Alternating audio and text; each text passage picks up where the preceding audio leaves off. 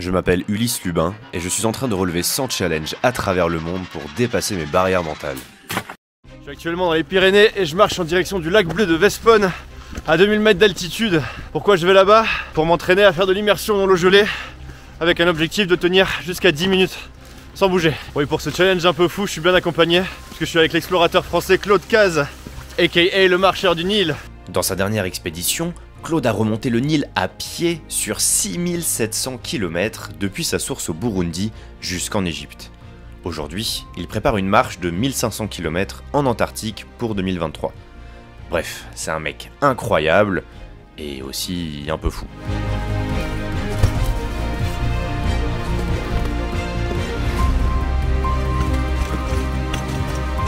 Allez, encore 2h30. Bon, et la raison pour laquelle Claude y tire un sac, c'est parce qu'on a pas mal de provisions vu qu'on sera en autonomie. Non, je déconne, ça c'est la version officielle. La version officielle, c'est qu'il a pas trouvé son sac à dos. Ce challenge est sponsorisé par Apprendre, Préparer, Survivre, qui est un projet qui regroupe plein de contenus gratuits pour apprendre à survivre dans des conditions difficiles et à devenir plus autonome au quotidien. On a travaillé ensemble sur une petite surprise, je vous en reparle en fin de vidéo. Claude, cette machine inarrêtable.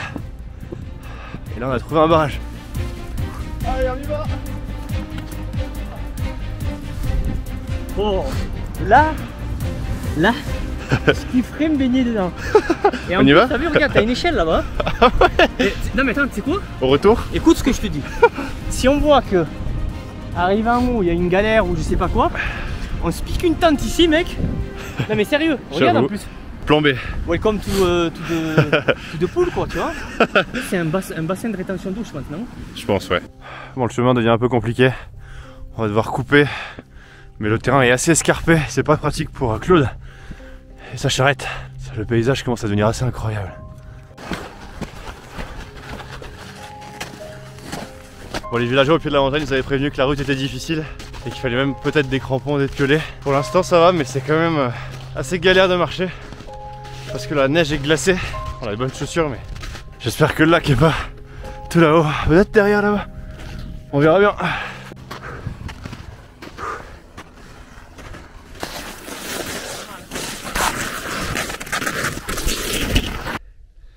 Bon les amis, on a dévalé, je sais pas, une vingtaine de mètres avec Claude. On a glissé, c'est très chaud là. Je pense qu'on n'est pas suffisamment équipé, on a un peu sous-estimé la montagne. Et là on est face à un choix. Soit tenter d'atteindre le sommet, soit on dit que la montagne est plus forte et on descend.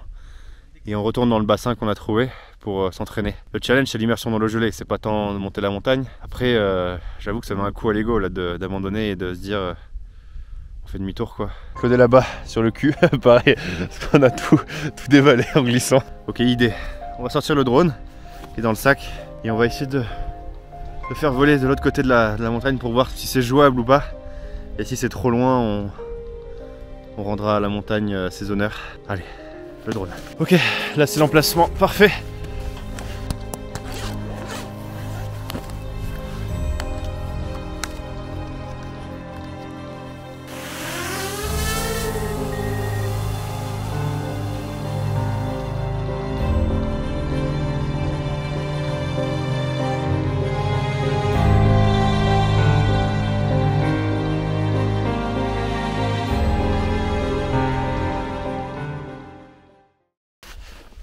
Bon les amis, je l'ai monté à près de 200 mètres et d'ailleurs il était pas content le drone. Il a voulu revenir tout seul. On n'a pas trouvé le lac, donc je pense qu'il est vraiment plus haut et là c'est vraiment trop raide quoi. Ça commence à devenir dangereux et je pense qu'il faut savoir en toute humilité rebrousser chemin et se dire que la montagne est plus forte cette fois. On n'est pas suffisamment équipé et on va aller s'entraîner dans le bassin là-bas. L'eau de toute façon il est complètement gelé aussi. Ouh. En essayant de redescendre, c'était très compliqué. J'ai glissé, je me suis pété un ongle. Allez, on est de retour au bassin. Ça va Claude? Ouais. Solide? Solide. Ça va être ici notre terrain de torture.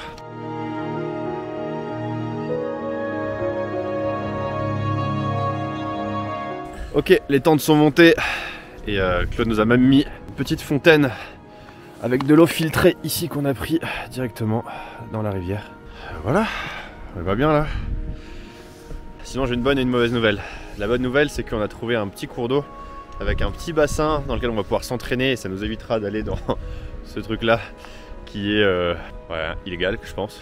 Je pense qu'on n'a juste pas le droit de se baigner dedans. Et la mauvaise nouvelle, c'est que, à mon avis, le soleil ne nous atteindra jamais.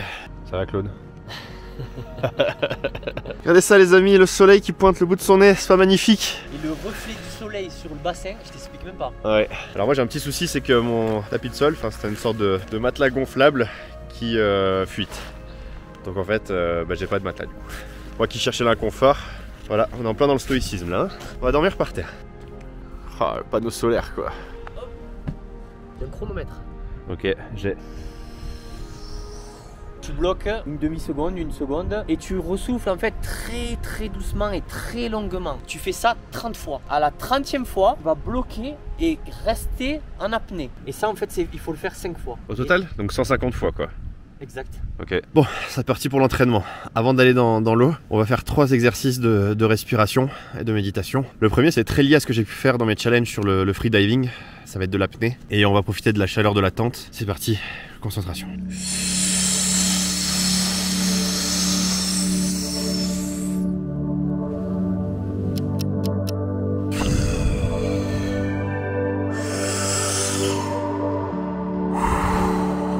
Et bah cette première séance était très difficile. J'ai très froid. Je pense que ma tente est pas du tout adaptée. C'est une tente qui est mythique parce qu'elle appartient à Alain Poré, il me l'a prêtée et il a fait la route de la soie à la marche avec. Donc j'étais content de partir avec, mais elle laisse vraiment trop passer le froid, le vent. Et vu que j'ai pas de matelas, le sol est gelé quoi. Les 150 cycles de respiration ça va, mais les 5 apnées, mon record c'est 4 minutes et là dans ces conditions je crois que je suis allé entre 2 minutes 30 quoi à chaque fois. Le soleil est déjà tombé et j'ai toujours pas mis mes fesses dans l'eau donc ça va être dur tout à l'heure. Là il y a Claude qui est en train de faire du thé dans sa tente. Dis donc on est vraiment très intime dans cette vidéo vous et moi là. Hein Claude je parlais à la caméra. Bref, on part pour 20 grosses minutes de méditation pour calmer le corps et réchauffer les esprits.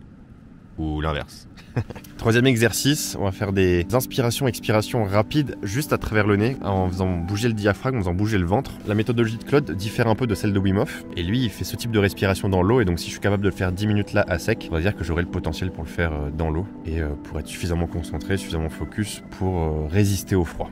On verra si j'y arrive ou pas. C'est parti. Prêt ? Je suis prêt. Wow. On se met en maillot, chose sérieuse commence. Qu'est-ce qu'on va faire? On va mettre notre cul dans la rivière. Mais d'abord, on va faire du sport pour faire monter la température corporelle. Donc ça réveille. Hein. Donc sport, immersion et on se réchauffe. Je mets ça dans mon duvet pour le réchauffer pour plus tard. Mais d'abord pipi. Claude, j'espère que tu t'es entraîné à la course. Hein. Bon, je te suis. on est bon? Allez. On est bon.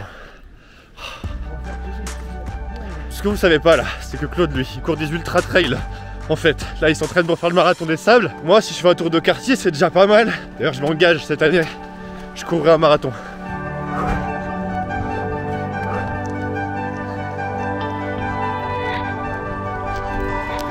On va pas aller se baigner là-dedans parce que c'est hyper dangereux. Mais on a trouvé un peu plus loin un cours d'eau avec un petit bassin. C'est l'eau qui vient du haut de la montagne. Elle est froide à n'en plus pouvoir.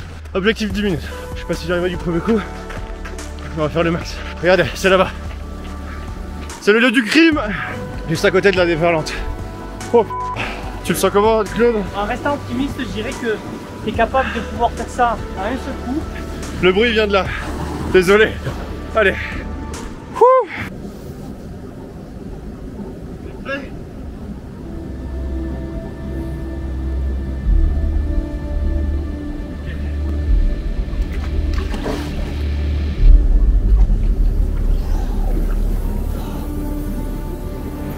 Garde les mains à la surface. Un peu plus sur les épaules. Voilà, exactement. Ça brûle. Tu as besoin de fermer les yeux pour te concentrer, n'hésite pas. 2 minutes, 3 minutes. Bien, reste concentré. Garde la bouche fermée. Si tu sens que ça devient difficile, accélère la respiration par le nez. 4 minutes, 5 minutes, 6 minutes. Ça va droit, il gèle. Normal. Tu veux sortir à 7, tu peux, c'est super déjà pour une faire. Moi j'ai pas fait 7 pour m'arrêter si près. Accélère alors la respiration, ça va t'aider. 7 minutes. Ça fait 3 minutes les plus longues de ma vie. Allez, c'est mon qu'une après. 8 minutes. On commence à grelotter. Toi, tu défiles 9 minutes. Allez, on a fait tout mon chemin pour craquer à 5 mètres du buffet. Hein. À moi les toasts. 9, 30. 30 secondes. 15 secondes. 10, 9, 8, 7, 6, 5, 4, 3, 2, 1, 10 minutes. Allez. Yes. Challenge validé. Génial. Tu restes dessus. Je vais sortir. Mets-toi ici. Je sens plus mes mains. Enlève tout de suite le carton. Je sens plus les pieds. Je sens plus mes mains. Je sens plus rien. Sèche bien le haut, le dos, tout ça. Tiens, mets ça. Ok, sèche le bas là maintenant. Avec la montagne là-bas, qui est magnifique. Maintenant fais les pieds. Bien entre les orteils, c'est super important. J'ai une méthode infaillible pour te faire remonter la température en 15 minutes. T'as l'impression que c'est du béton, hein? Ça bouge pas. Je les sens plus quoi. Ouais, normal, ils sont anesthésiés là. N'oublie pas de mettre les gants. Quel truc de taré. Désolé qu'il y a l'aventure de dingue.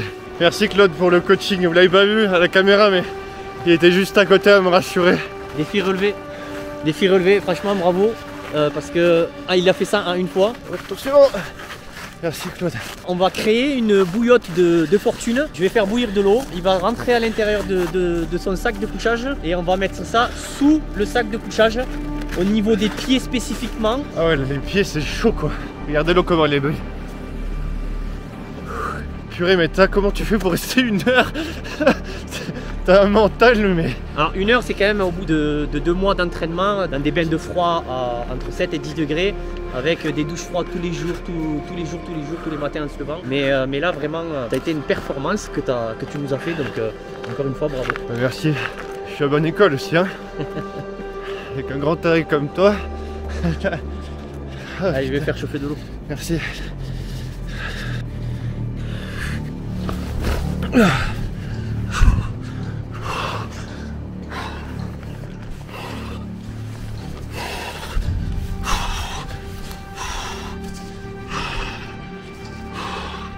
Là j'enlève mes gants et mes chaussettes, on est d'accord?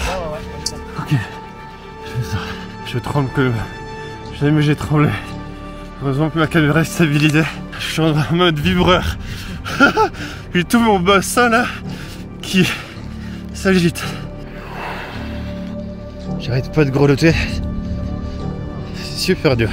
En fait, le travail de concentration continue après l'immersion pour essayer de calmer le corps. Respire bien. Tiens, je te donne ma caméra. Ok, ça filme hein. Ouais. Tu mets les pieds de chaque côté, ça va le faire. Allez, je referme pour que t'aies pas de vent, ok? Merci. Regardez ce que m'a amené Claude pour me féliciter. Du chocolat. J'arrive pas à arrêter le mode vibreur par contre. Les amis, bienvenue dans ma cabane. J'ai bien mis 20-30 minutes je pense à arrêter de grelotter, mais là ça y est, j'ai retrouvé toutes mes sensations. La dernière fois que j'étais comme ça, c'était dans mon documentaire de survie dans la jungle au Costa Rica. Je m'étais fait un petit abri de fortune pareil avec un hamac et des feuilles. Quelle aventure de fou. Ouh. Là on va aller se faire un petit repas avec Claude. Je suis venu rendre visite à mon voisin. Ça sent bon les haricots blancs. Ah bah super. Donc ce soir ça va C'est parti. envoyer. Les amis, on va se faire un peu de terrine avec le couteau de Claude. En fait on peut pas l'étaler on peut pas l'étaler Comment sur ça? le. On peut Avec pas des biscottes. On peut pas l'étaler, on peut juste le poser en fait, parce que quand tu l'étales, tu casses la biscotte. Et voilà comment ça, regarde, on va l'étaler. Non! Je te l'ai dit. Je t'ai prévenu hein. Aïe aïe aïe, t'en veux? Non c'est bon, merci. Tout ça c'est pas un repas de roi. Miam.